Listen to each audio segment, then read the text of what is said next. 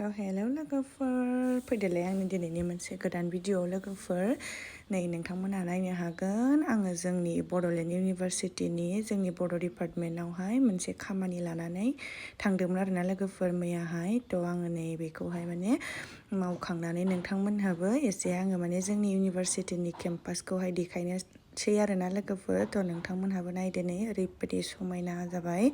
बैथिं थाङोबा हस्टेलबो दङ माने सिदा थाङोबा बे लामाजों ओमफ्राय नैबे जाहैबाय जोंनि एडमिनिस्ट्रेटिभनि सिंनि हल आरोना लोगोफोर ओमफ्राय नै आङो बेखौ माने जमा होनानै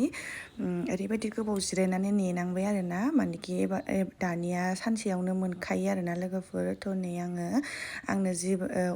अरिजिनेल सार्टिफिकेटखौ नांगौमोन बेखौहाय आङो लानानै इउनिभारसिटिनिफ्राय ओंखारबोफिनबाय आरोना लोगोफोर थ' नायदो नै जोंना बड'फा उपेन्द्रनाथ ब्रह्म बिथांनिबो स्टेचु दं आरोना थ' लोगोफोर एसेनोसै बाय बाय लाभ इउ